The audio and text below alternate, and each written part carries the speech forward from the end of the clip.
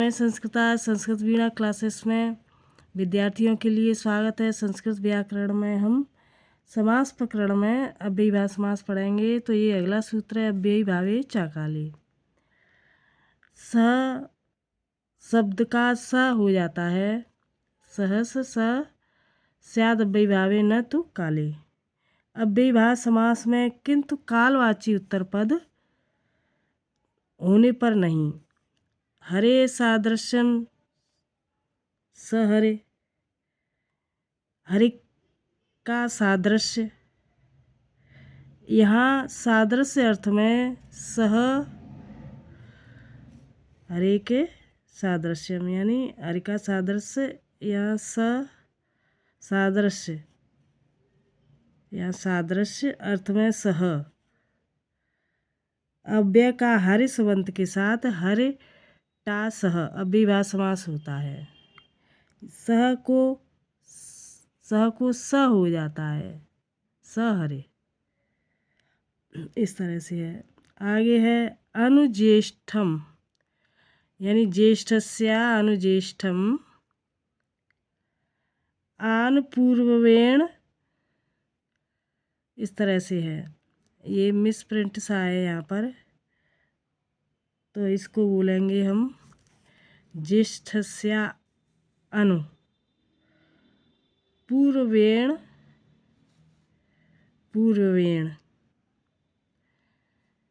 अनुज्येष्ठम, इस तरह से है। अनुज्येष्ठम दिखाई नहीं दे रहा है यहाँ, तो यहाँ आन ज्येष्ठ के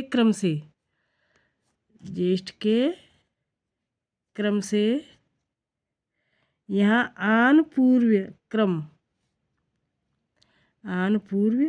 क्रम अर्थ में अनु अव्यय का ज्येष्ठ सुबंत के साथ ज्येष्ठ ञस अनु अव्ययीभाव समास होता है। आगे है स, यहाँ पर चक्रेण युगपत सचक्रम, चक्रेण युगपतम चक्र के साथ इस विग्रह में योग पद एक साथ अर्थ में वर्तमान सह अव्यय का सुबंत के साथ चक्र टा सह अव्ययीभाव समास होता है। सह को स हो जाता है सचक्रम। सदृशः सख्या ससखी,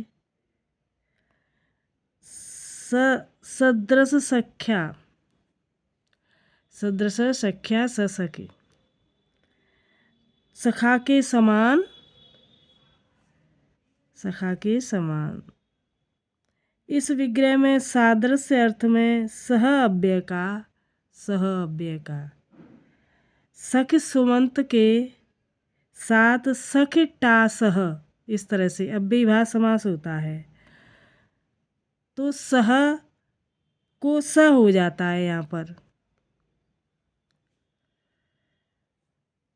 छत्राणाम संपत्ति सछत्रम,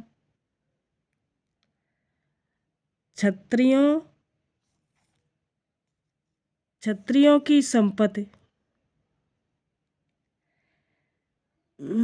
इस विग्रह में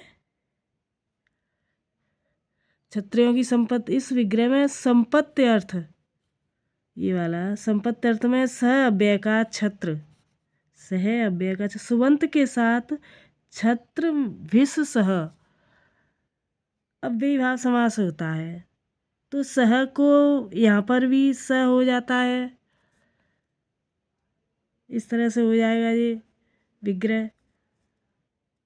तृणम परे त्यज्य सतृणमत, तिनके को भी न छोड़कर अर्थात सब कुछ, तिनके को भी न छोड़कर यानी सब कुछ। इस विग्रह में साकल्य संपूर्णता अर्थ में सह अव्यय का तृण से अव्यय का तृण सुबंत शब्द के साथ तृणटासह अव्ययीभाव समास होता है। सह को स हो जाता है यहाँ पर भी। आगे अग्नि ग्रंथ पर्यंतम अवधीते सा अग्नि, अग्नि संबंधी ग्रंथ तक पढ़ता है, अधीते यानी पढ़ता है। इस विग्रह में अंत पर्यंत अर्थ में सह अव्यय का अग्नि सुबंत के साथ अव्ययीभाव समास होता है। से को स हो जाता है यहाँ पर भी। तो इन सभी उदाहरणों में अव्यय का पूर्व प्रयोग, सभी उदाहरणों अव्यय का पूर्व प्रयोग सुप का लोप तथा समस्त पद से होने वाले सु को अम या उसको लोप हो जाता है, लोपाद होते हैं यहाँ पर। आगे है नदी विषय नदी विषय संख्या समस्यते। नदी विशेष वाची शब्दों के साथ संख्यावाची शब्दों का समास होता है। नदी विषय संख्या समस्ते यानी नदी संख्यावाची शब्दों के साथ समास होता है और वह अव्ययीभाव समास होता है। समाहारे चा मिष्यते, यह समास समाहार में इष्ट है अर्थात समस्त पद समाहार का बोधक होता है। ये इसका उत्तर है। आगे उदाहरण है इसका पंचगंगम, एक पंचगंगम है और एक द्विमुनम। तो पंचगंगम पंचानाम गंगा नाम समाहार, ये इसका विग्रह होगा। 5 गंगाओं का समाहार। इस लौकिक विग्रह में तथा पंचन जस गंगा जस, इस अलौकिक विग्रह में नदी विशेषवाचक गंगा शब्द के साथ संख्यावाचक पंच, ये पंच शब्द का समास होता है। यहाँ संख्या शब्द प्रथमांत है, पंच जो है प्रथमांत है, अतः संख्यावाची पंचन शब्द की उपसर्जन संज्ञा हो जाती है। पंचन शब्द का पूर्व प्रयोग होकर सुप का लोप हो जाता है। यहाँ पर अव्ययीभाव होने के कारण नपुंसकलिंग होने से गंगा को ह्रस्व होकर पंचगंग शब्द बनता है। इस तरह से तो यहाँ पर पंचगंग प्लस सु और सु को अम पंचगंगम, इस प्रकार जो रूप हो जाता है इसका। आगे है द्विमुनम, इसका विग्रह होगा द्वयो यमुनयो समाहार, 2 यमुनाओं का समाहार। इस तरह से आगे है तद्दिता आपंचमस समाप्ते अधिकारो अयम। तद्दिता इस सूत्र से लेकर अष्टाध्यायी के पंचम अध्याय की समाप्ति तक यह अधिकार है, अर्थात वहाँ तक तद्धित प्रत्यय कहे जाते हैं। अष्टाध्यायी के पंचम अध्याय की समाप्ति तक अधिकार यह तद्धित प्रत्यय कहे जाते हैं। पंचम समाप्त पंचम अध्याय की समाप्ति तक अधिकारो यानी अधिकार है। अर्थात वहाँ यह तद्धित प्रत्यय कहे जाते हैं। अव्ययी भावे शरद प्रभृतिव्य,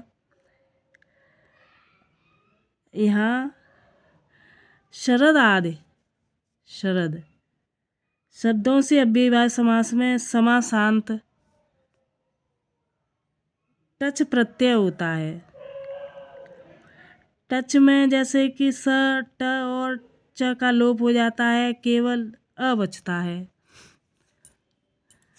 आगे है शरदाद व्यस टच स्यात् समासांतो अव्ययी भावे। जे अभी मैंने जो अर्थ बताया था उसकी संस्कृत है। आगे है शरद समीप उपशरदम, शरद समीप उपशरदम। तो शरद समीप, शरद समीप, शरद के समीप, यानी इस विग्रह में अव्यय विभक्त आदि सूत्र से समीप अर्थ में उप इस तरह से अव्यय का शरद सुबंत के साथ शरद में से उप समास होता है इस तरह विग्रह में। तो उपशरद समासांत टच अ प्रत्यय होकर उपशरद इस तरह से। तो यहाँ उपशरद समासांत टच प्रत्यय अ प्रत्यय उपशरद बनता है। उपशरद प्लस सु फिर उपशरद प्लस फिर उपशरदम, इस तरह से हो जाएगा ये रूप। तो प्रतिविपाशम, विपाशाया अभिमुखम, विपाशा नदी की ओर,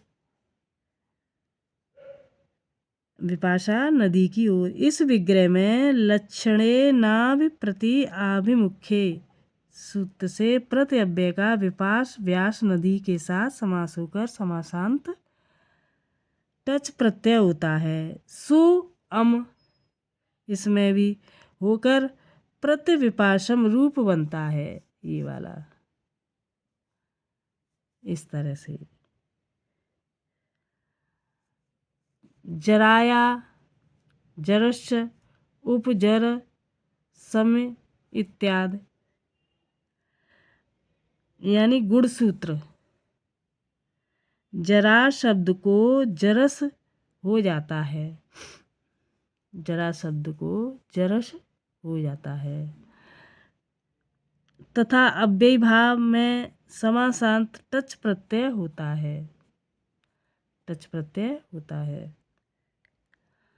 तो यहाँ उपजर सम इत्यादि, तो जरा या समीप बुढ़ापे के समीप, इस विग्रह में अव्ययम विभक्त यानी सूत्र से आद से समीप अर्थ में उप अव्यय का जरा, उप अव्यय का जरा सुबंत के साथ समास होता है। प्रस्तुत गण सूत्र के अनुसार जरा को जरस होकर तथा टच समासांत प्रत्यय होकर उपजरस इस तरह से।